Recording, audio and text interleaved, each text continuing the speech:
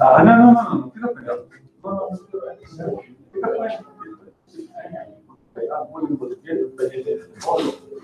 Agora você vai lá buscar.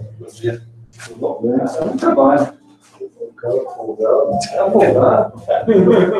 Pega a sua cara. O cara fala com uma do aeroporto, mas demora mais tempo aí do aeroporto para estar na dele do que para a minha idade.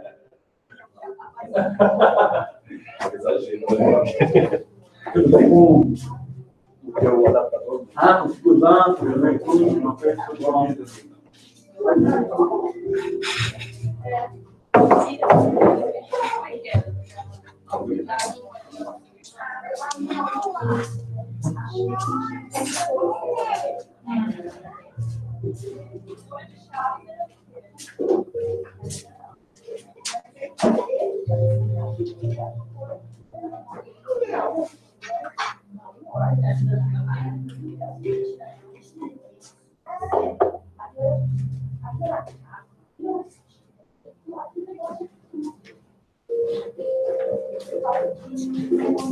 Chimas aí?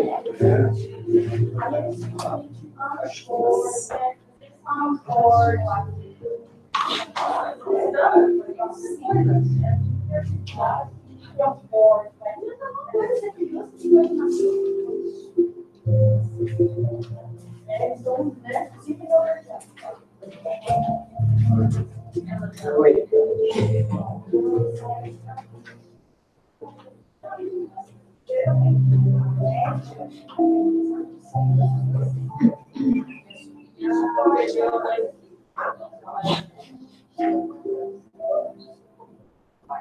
Ela disse, tipo assim, a prova está maior, mas tem mas não famosa, não deixar saber. Eu acho que ela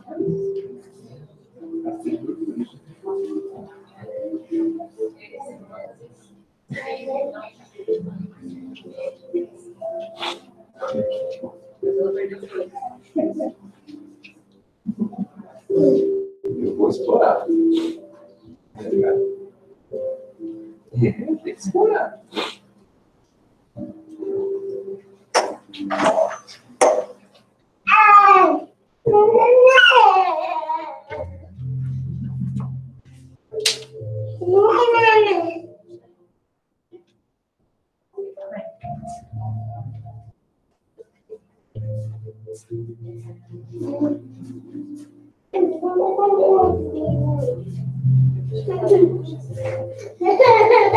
deixa ele.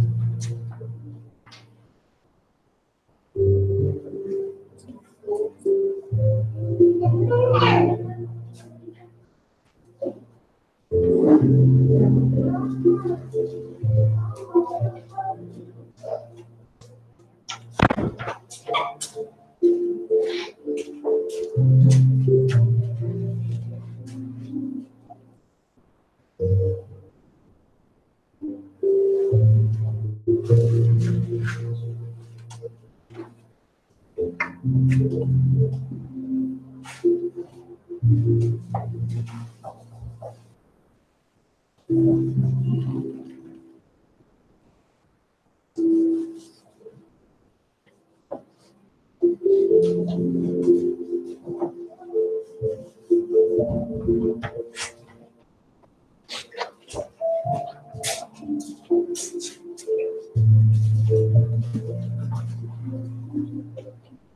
o áudio, pode ficar aí, só a hora que tiver que dizer. Obrigado. Okay. Right, welcome. Start with an initial text here to harmonize the environment. Let us glorify. To our God and Father be glory forever and ever. Letter to the Philippines, chapters 4, verse 20. When the vase is taken out of the kiln, it says, "Blessed be the heart, blessed be the head that has made me hard." And the blood is taken from the forge, it affirms, "Blessed be the hammer that has shapen me." When the polished piece of wood glows in the palace, it exclaims, "Blessed be the blade that cut me cruelly, preparing me for the beauty." When the silk shines in the temple, it says to itself, "Blessed be the ugly silkworm that gave me life." When the flower opens, velvety and sublime, it quickly gives thanks. Blessed be the dark soil that filled me with fragrance. When the sick person recovers from his health, he cries out happily, "Blessed be the pain that taught me the lesson of balance." Everything is beautiful, everything is great, everything is holy in God's eyes. Let us think the storm that renews, the struggle that perfects, and the suffering that enlightens. The dawn is wonder of heaven that comes after the night. In all the difficulties and darkness, may our Father be glorified forever and ever. Let us pray. Let us pray. Heavenly Father, we appreciate this opportunity of being together once again, learning Jesus' teachings, understanding them, using the tool of Spiritism to enlighten our meeting today and our lives, how we behave, how we feel this knowledge, how we live with the knowledge in our hearts. Dear Father, we kindly ask you to allow us to understand indeed Jesus' teachings. And let us apply it in our lives today and ever. So be it.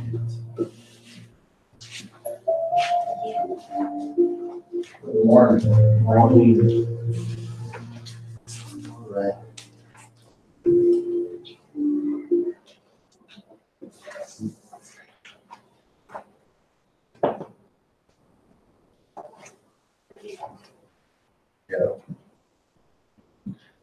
Looks like we're having technical issues with our here.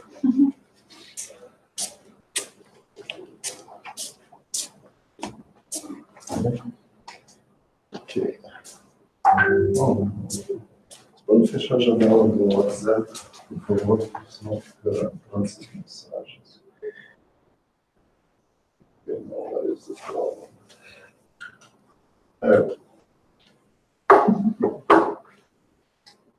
Okay. So today we will talk about Jesus' Beatitudes. All those verses talking about blessed are those, and to understanding the rejoice and be glad, because great is your reward in heaven.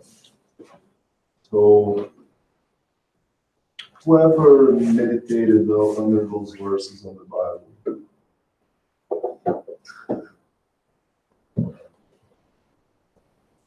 blessed are the humble in spirit, blessed are the poor, blessed are the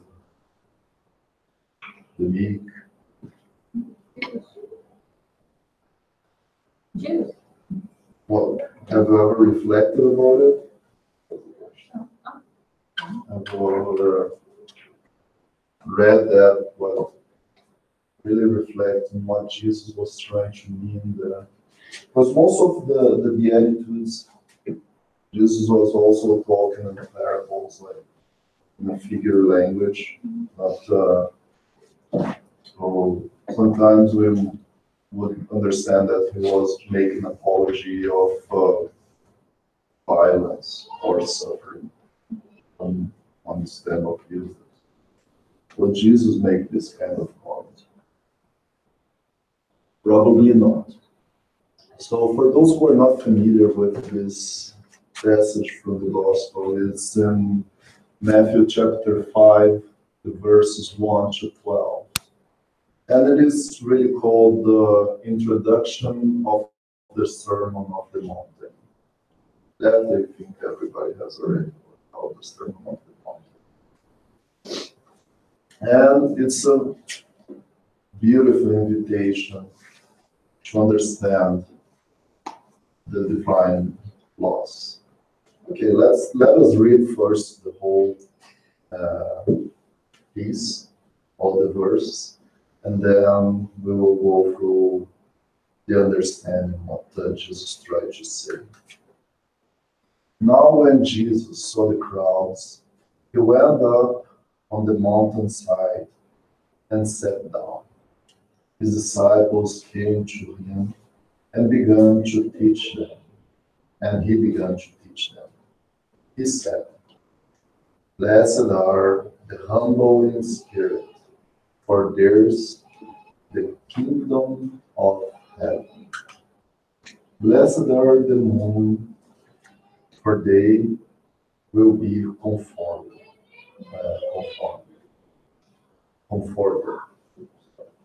Blessed are the meek, for they will inherit the earth. Blessed are the hunger and thirsty for righteousness, for they will be filled.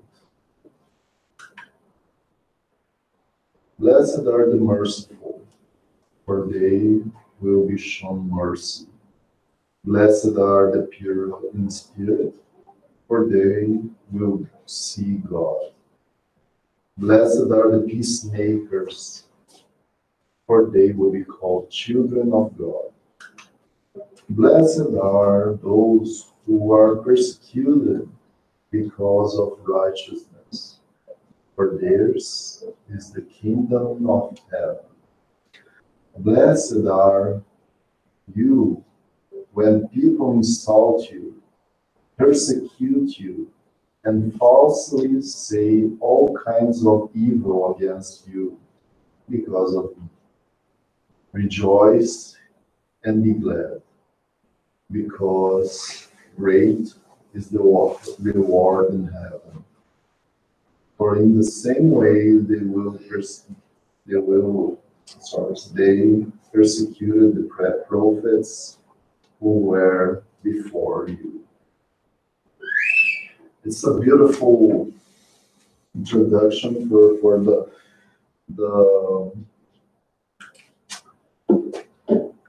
Sermon of the Mountain. And for those who are familiar with this, the Sermon of the Mountain, one guy once said that if every book in the human world was lost, and just the Sermon of the Mountain was kept, we would still have salvation. This guy was Gandhi, and he wasn't even Christian. Joana de Angelis once said that the Sermon on the Mountain is the most remarkable contribution of thought in all ages of history to human fulfillment. It's an important reflection for us to understand if Jesus is really this master or this guide, this north that we're looking for. And this is probably one of the most important teachings for him. It's always important for us to go in there and understand what he was trying to say. So in the beginning, he starts saying, now when Jesus saw, or sorry, he didn't say, but that's Matthew saying. Now when Jesus saw the crowds, he went up on the mountainside and sat down. His disciples came to him and he began to teach them. Well, what does crowds mean for us here? Because you could see just the crowds as something that Jesus was seeing that place in the first place.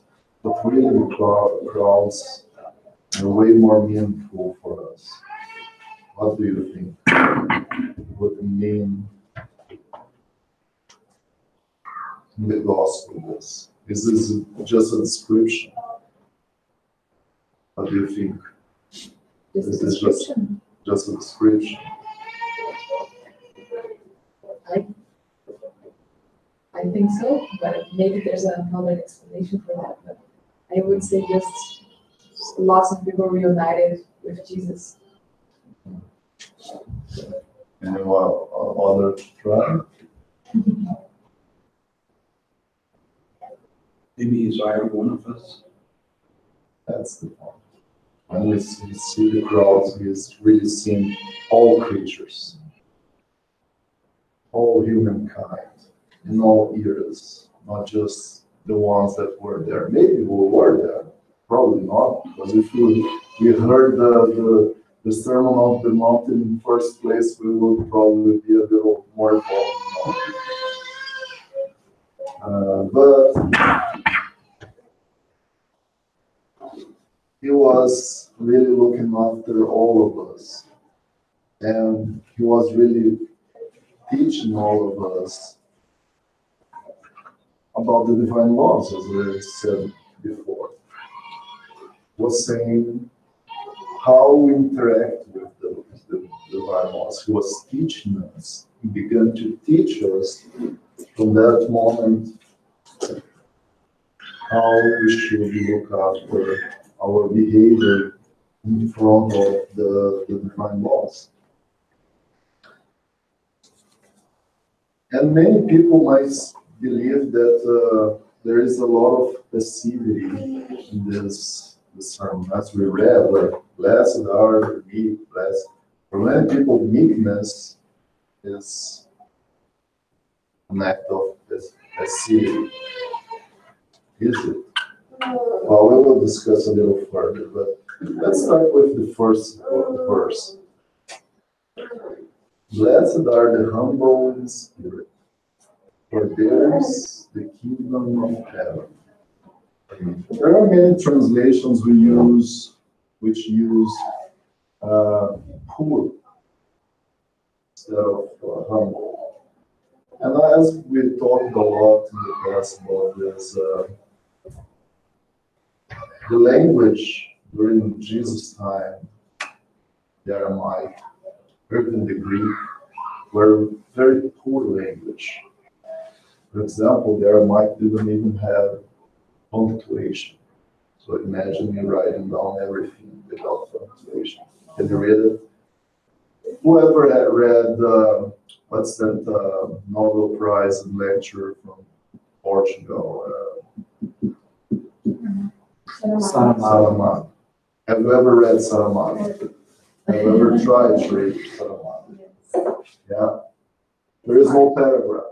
No paragraphs, no punctuation. No, there is punctuation, but there is no paragraph. So usually when you want to stop in a paragraph so you remember where, because there is no way how you mark where you There's no stop. punctuation they have. It has it's a pyramid.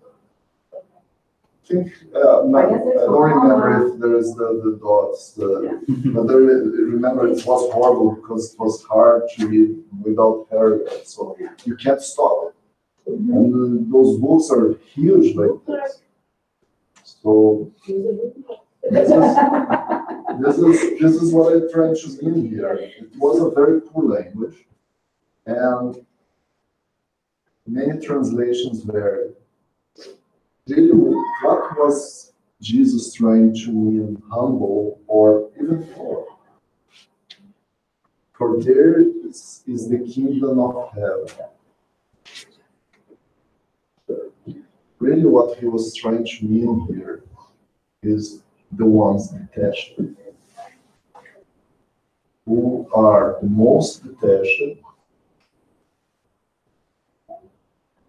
They don't need earth anymore. Isn't it what we always say, like, to evolve as a spirit, we need to get detached more and more from matter? That's what basically you would understand. Not that, okay, we'll give up everything and then I will go to heaven. It's not this way we understand that. The most beautiful thing what he was trying to say on humbleness, which is what? A virtue. Is the more humble we get, the more detached from matter we will get.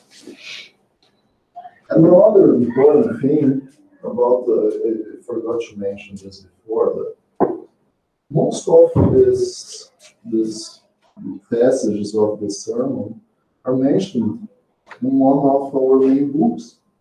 Actually, there are full chapters of the Gospel according to Spiritism. There is a full chapter about blessed are the humble in spirit or the poor in spirit. I think this translation here is poor in spirit. It's the whole chapter 5.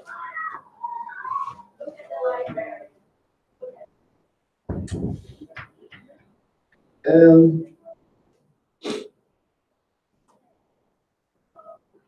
if humbleness or humility is a virtue, does it connect us to some divine law or not?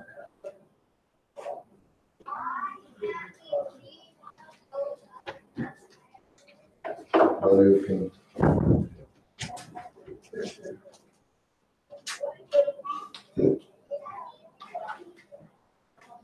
Yeah. Yes? The main one, right? Name one. Which one was that?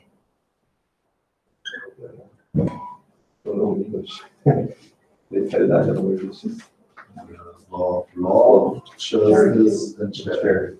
Yeah. For sure, it connects us to that as well. There are actually many laws that are connected to humbleness. And we need to understand that humbleness It's a way to get many other virtues. There is a very important one that we always try to remember. Meekness and humbleness connect us with a feeling. Feeling of apprentice. Because I am not a master. If I was a master, even though I could be a doctor, right?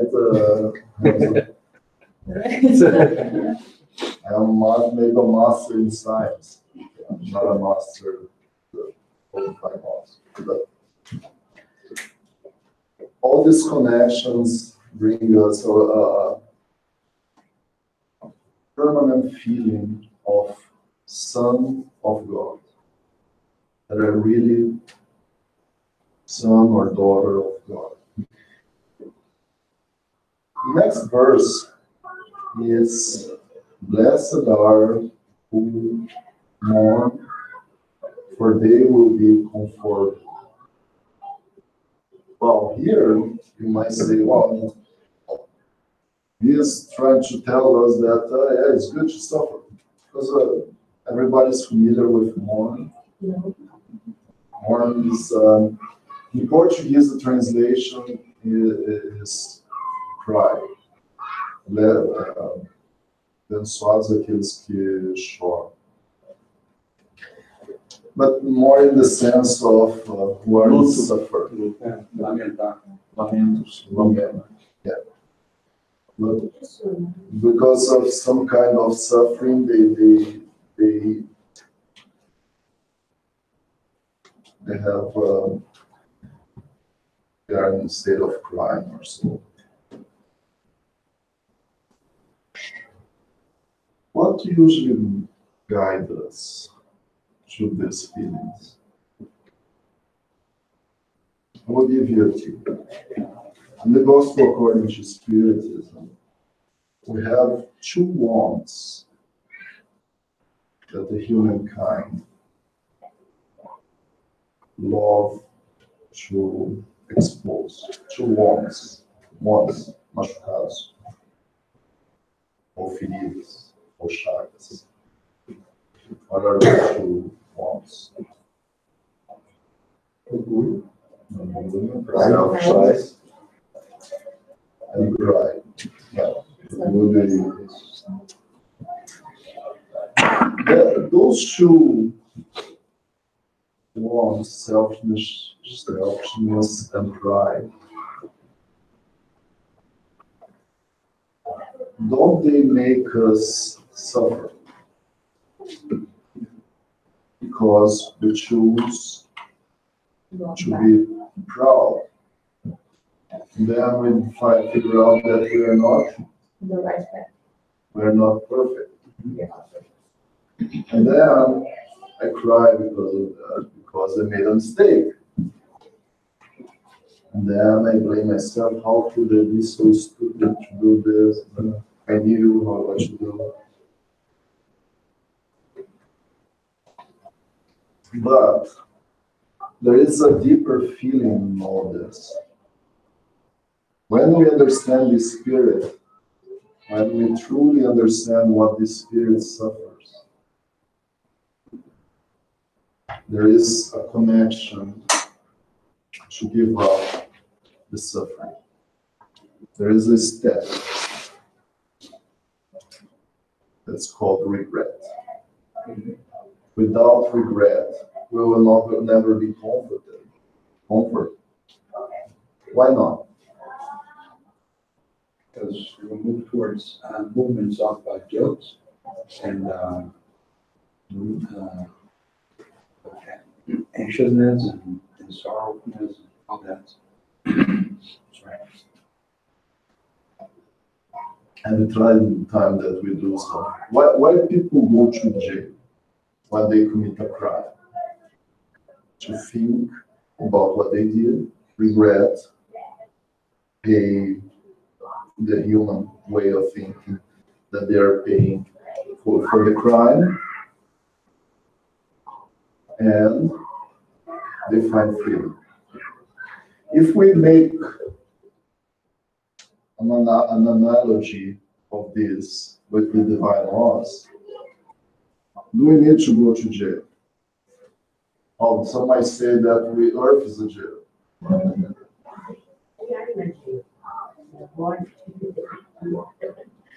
But we are way far away from not needing to get into it. Some people say that's a jail, some people say that's a bliss. Because being here, experimenting this life, it's really blessed. Because many of us, or actually the majority of us, claim loud to be here. And this regret, as we could make the analogy of I made a crime, was caught. Then I need to stay in jail for some time. What would be this for in a spirit way of thinking? The expiation. When we expiate, what is expiation? Do you guys remember what is expiation? You are café com leite. Your coffee with milk. We talked about it yesterday, so. You are more. What is expiation? Expire from Latin. Is it something bad? Depends. Depends. Depends on what? I think it's to come to this place, I can't say birth specific, but to come to this place to try to fix all the wrong things you did in the past and try to be a better soul. Better being. Well, could be that way of thinking, but It's like a phase to stay like. it's a state that's not forever. It's just And a period it's of not time. I depends of you can see it's good or bad, but I think how, like you said, is good because it's opportunity to live that. It's a state of mind because I already see it differently. I bet you that you could go in many places that people would still say that expiation is a very bad thing because they did bad things, and they would preach on this that yeah, you have to expiate because you were an evil person. Now we have to regret. There are a lot of places like this, and most interesting thing, they're spirit centers. Is it possible to live the expiation in a umbra? Yes, Yeah. umbra is a state of mind for expiation. Okay. It's a period of time that you stay in some place to, come on, now you can tell what's expiation. What is expiation? Yeah, it's pure. So there's like It's so extract purity. The purity. So imagine yourself a big rock which has a beautiful diamond inside. You have to pass through, and it wasn't for nothing that we got that text from Emmanuel from the Living Spring, that he mentioned this, the hammer. So the trials in life form us better beings, extract the diamond inside of us. So, and why they will be comforted? Because then they will realize that they can get there. We all get there. And if you remember, the console in Christ or comfort in Christ in the Gospel according to Spiritism mentioned this, that Spiritism brought the light in our lives. the console promise, the consoler promise of Christ. So, yes, we have our difficulties, but we will be comforted. Blessed are the meek, for they will inherit the earth. And this passage is beautiful because 2,000 years ago he was already advancing one important thing that's happening right now in our planet. What is it? Meek is mouse. Sorry, I should have asked it. What is meekness, by the way? What is meekness? Mansidão. What is it? A virtue. A virtue. If it's a virtue that some people have, they will stay on earth and inherit their daughter. What is it? What is he trying to say here? In the Gospel according to Spiritism, chapter 3, if I'm not wrong, Kardec talks about the plurality of worlds, inhabited worlds. And then he describes primitive worlds, trial and expiation worlds, regeneration worlds, good worlds. What is the difference between the trial expiation world to the regeneration world? Regeneration, good will prevail.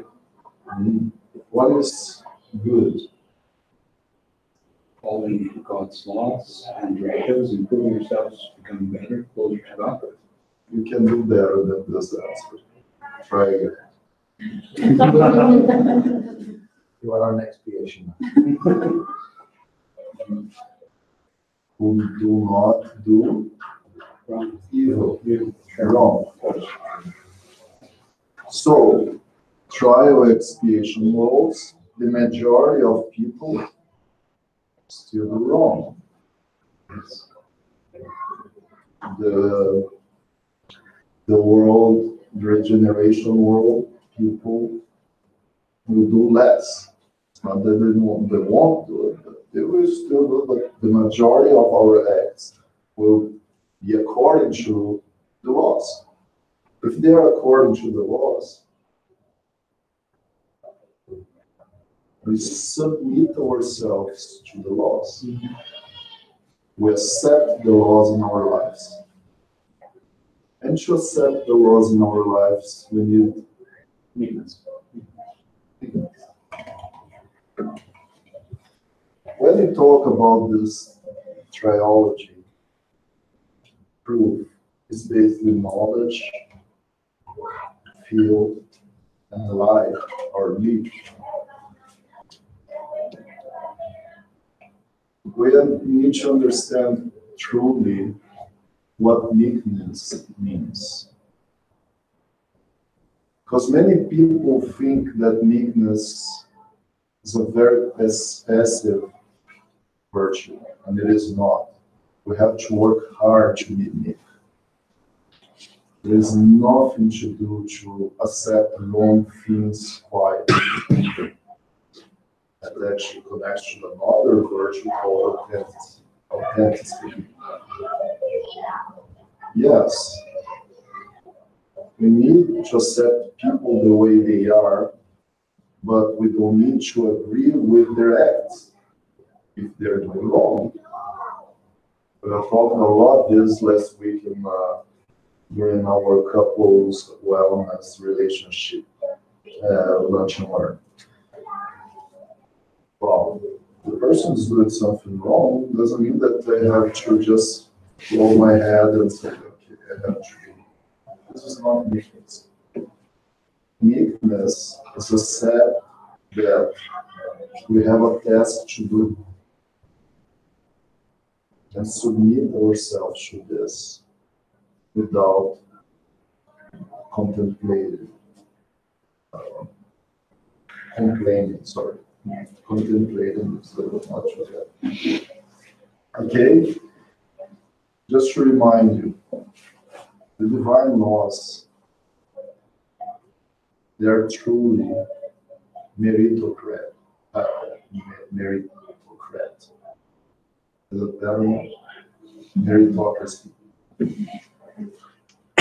So I need to understand that I won't get it by nothing. I have to work, and then I will get it. If I don't do my part, it won't come from the heaven and fall on my lap, as many people wish. They can keep wishing. Blessed are those who are hunger and thirst for righteousness, for they will be filled. What does it mean, hunger or thirst?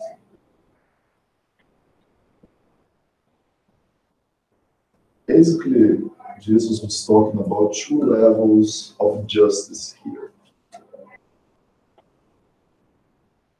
What level would mean hunger?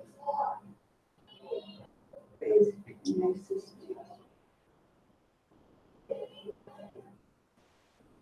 We need to, for live, we need to have food and water. And that comes from outside of us, right? Yeah. It's something that comes in and fulfills my body or my needs. And thirst, as it has the same connotation of hunger. What do you think?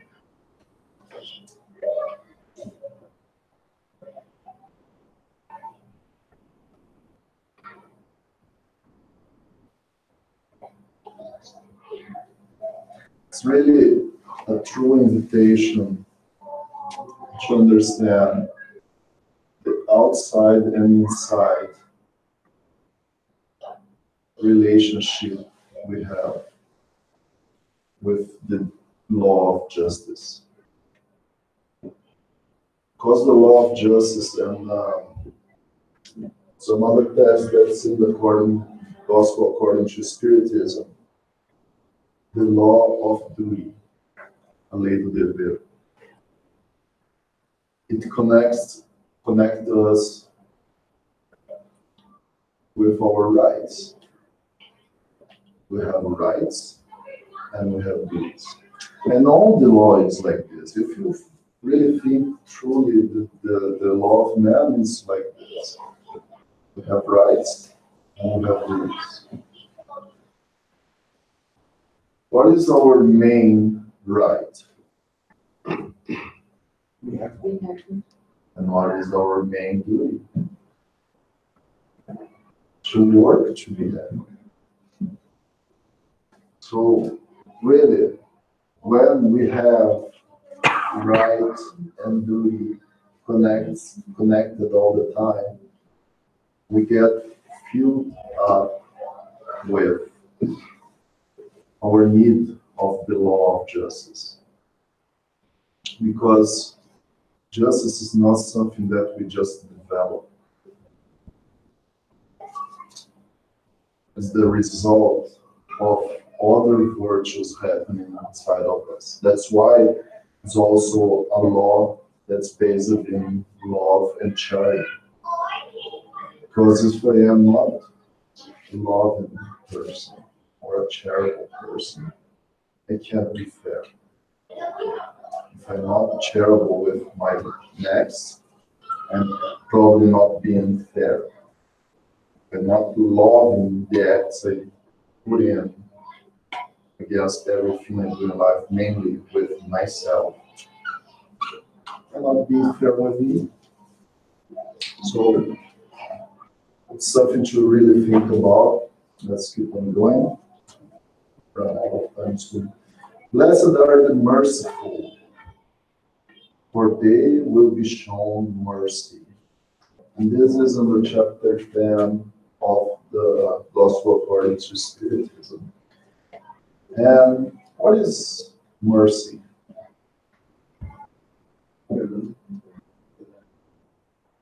What is mercy? What is mercy? Forgive. Oh, that's pretty good. What is mercy? It's a word. Sorry. It's my goal here, help you to reflect what you're saying too. Otherwise, we keep saying things automatically without thinking, trying to guess. A little likes to say this. We like to guess things when we are asking something. No, think about it. Think before you ask. So, to forgive, does it connect us with the law that we were just talking about, of justice? And to forgive, even isn't it a little piece from charity? Yeah. What is charity again? As Jesus saw, which is in the Spirit's book. Yeah, Question. 800, or which one of 80? 865, I think. But charity is made of benevolence, indulgence, and forgiveness, or mercy. Those two laws that is really connected. So if I am a merciful person, am I receive it back or not? Sure. If I am a charitable person, I will receive charity. If I show indulgence, people will be indulgent. So this is very important. All right. Blessed are the pure in heart, for they will see God. This is beautiful. For they will see God. We'll help you with this one. The question number 10 of the Spirit's book, Kardec asks, can human beings, can God's innermost nature, can we perceive God, in other words? No? Yes, maybe. we can through Jesus. We can through Jesus. Really? Sort of. Is the way. Doesn't mean that we're in our current state of involvement, we are still there. But yeah, the more we get closer to Jesus, the more we get closer to God. But the answer is no, they lack the aptitude to comprehend it, or the sense to comprehend it. My personal opinion, this is a bad translation. But it's a sense. What is the sense? Well, Kardec asked it again. Will they ever be able to fathom the mystery of the divinity? And the answer is beautiful. When their spirits are no longer eclipsed by matter, and they will have finally purified themselves enough to be able to approach God, then they will see and comprehend God. Well, what is a person with pure heart?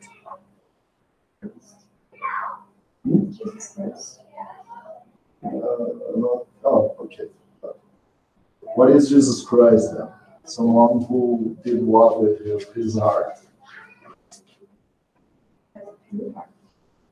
Okay, but how is the heart got purified? Virtues. Virtues. And what virtues do with us? They clean us. They clean our bad inclinations, bad habits. You even say before that should not cultivate pride and selfishness. We need to develop the virtues. So developing the virtues make our hearts cleaner. Get the pure heart.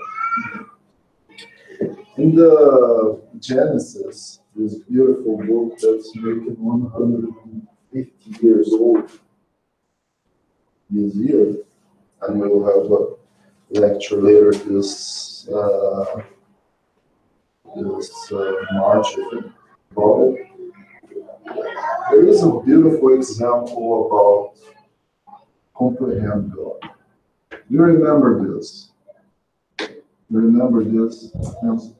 It's someone climbing up a mountain. Yes. So in there, in the chapter 2, there is an item called the vision of God. And in the vision of God, what Kardec basically tells us, the more we climb a mountain that's covered by dust or clouds, when we get to the top of the mountain, we have a broader vision. We can see everywhere. What we have to do to get to the top of the mountain? Lots of effort to get there. Lots of climbing. Lots of climbing. And this is exactly what he's trying to, the spirits were answering Kardec in the question 11. The more we make the effort to evolve ourselves, the broader view we will have of God. Blessed are the peacemakers, for they will be called children of God.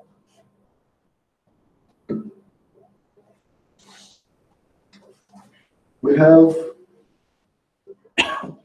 3 categories of peacemakers, we could say. Or sorry, we have 3 categories of person related to peace. How we can behave ourselves in face of peace. We can be passive. Passive person do nothing. So we're not making war.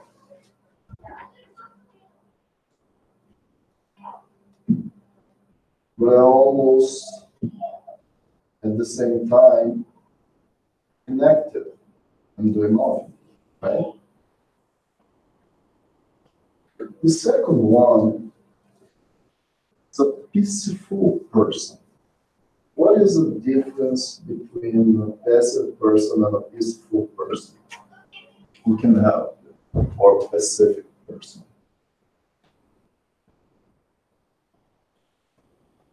The active person try to make peace and Someone who's already working the peaceful inside, right?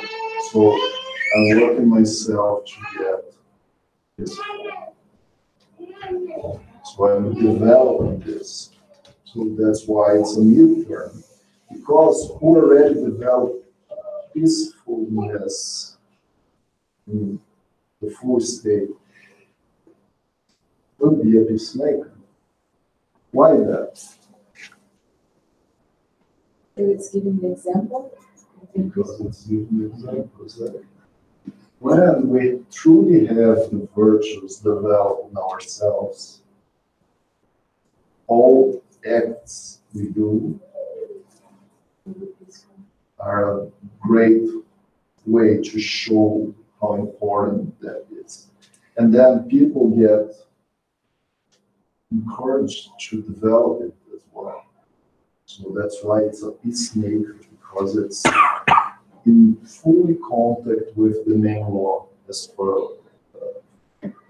reminded by Luis. We're in full connection with justice, love, and charity. All right?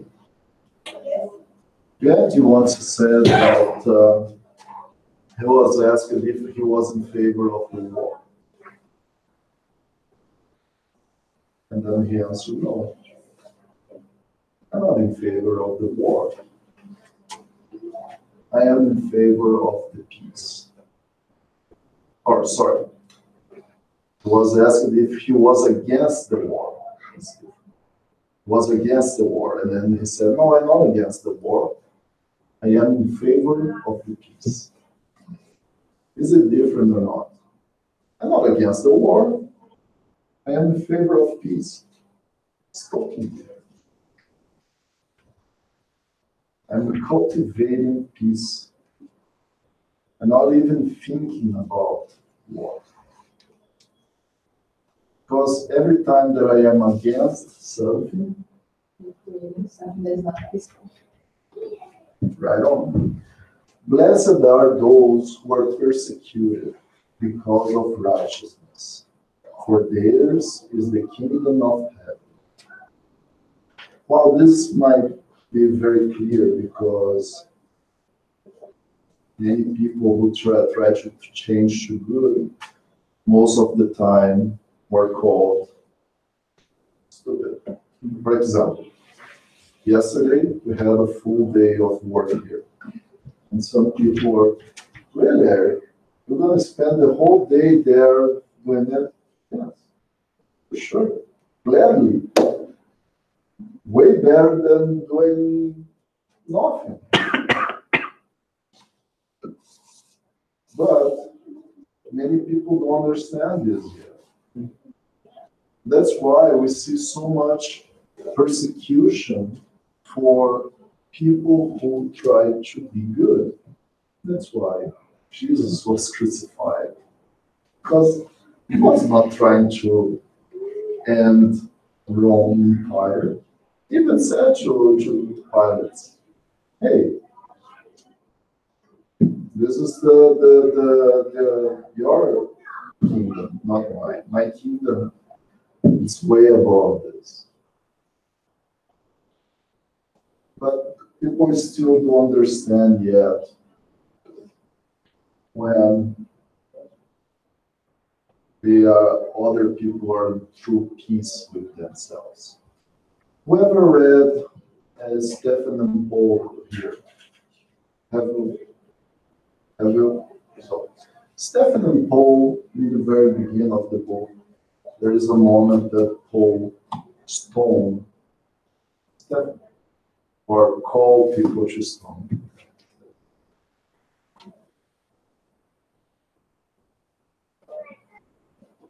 And waiting Stephen to look at him with anger, cruelty, while he was almost dying there. Stephen looked with him. I won't tell much details because for those who didn't read. But he looks with eyes of mercy. Way, because that was still Saul, not didn't go through the road of Damascus yet. But Paul would just understand this look way later in his life. Understand one who was already fully connected with Jesus, which was Stephen during that moment, and Paul way later. Blessed are you when people insult you, persecute you, and falsely say all kinds of evil against you because of me. Rejoice and be glad, because great is your reward in heaven. For in the same way they persecuted the prophets who were before you. Well, we know that many people were crucified, or many disciples were crucified. Whoever reads the books that we are studying the 2,000 years ago, 50 years later, and now Renunciation. Those beautiful books are really this understanding. Because when we truly understand that, if we are expecting this earth, this life, to get all the recognition of our efforts, we need to read more. And then we read those beautiful books, and then we see how Paul disincarnated. We see how Livia disincarnated. We see how, I forgot her name now. Celia. That's disincarnated. And we see that exactly what is rejoice, a lot of joy and gladness, because they were rewarded with all the effort they made during this earthly time. But this is the invitation we give to you guys. This is so beautiful, so rich, this whole piece of the gospel. And in an hour for sure, I don't have enough time to go through more detailed reflections, but it's truly an invitation for all of us to study this now, to understand. And there is in the book, which is on here,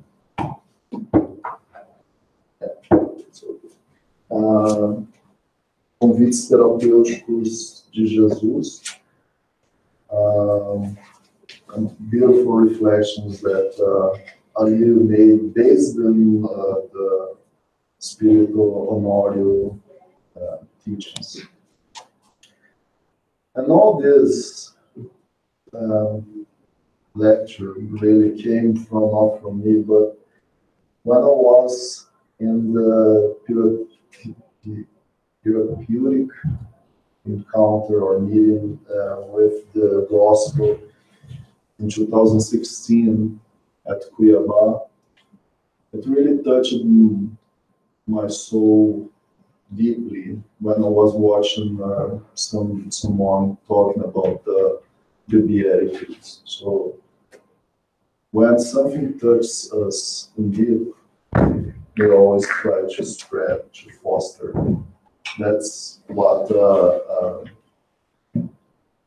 Spiritist exposure or whoever is in here should be trying to do. Spread the seeds of love. And whoever wants to understand, there is a call.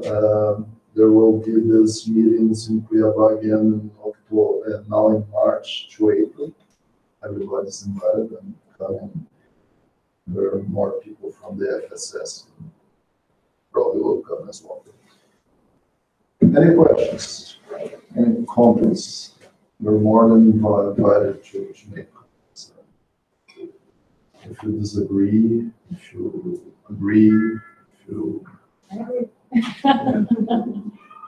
if it touched you in some ways that you would like to share. So. I was studying this morning the supply and prayer. Yeah. This one, Azizi, verses of Azizi. I'll talk about that tomorrow in our meeting as well. And I have so many points that are very connected with this today. Oh yeah. About improvement and about changes and how Francis was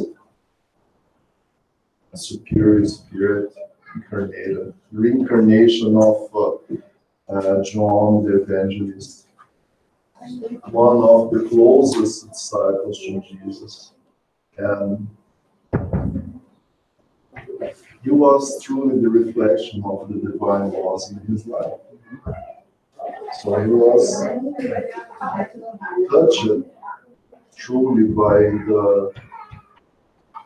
the life with Jesus. He was truly and the powerful of Jesus, not just inside of him.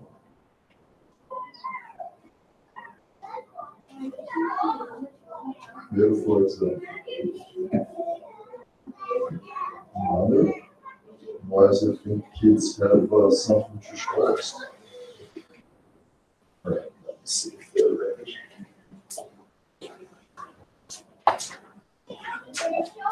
Very good. Very good.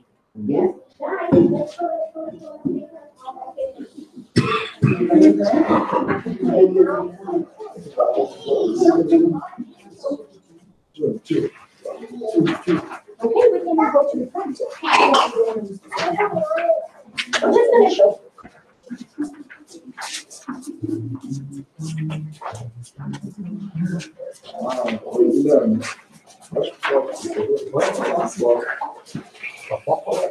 Você não pensa, dois cliques no botão. Pode te desconectar. Right side up instead of left side down. Dois cliques na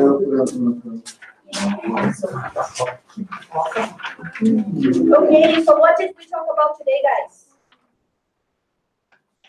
Making what? Good choices.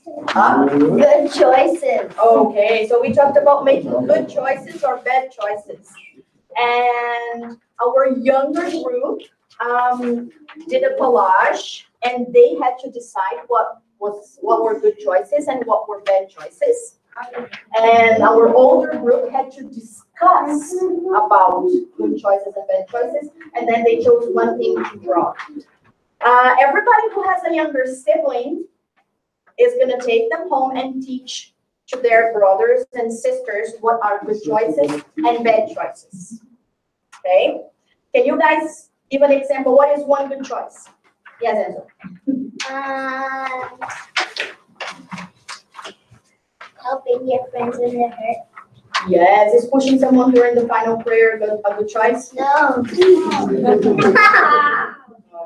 Okay. And what is a bad choice? So, what is a bad choice? Biting people is a very bad choice. Okay, yeah, biting people is a very bad choice. Nobody likes to do it. Do you guys have anything to say? The draw that you did it. Oh, beautiful draw, Katarina. Let's show them.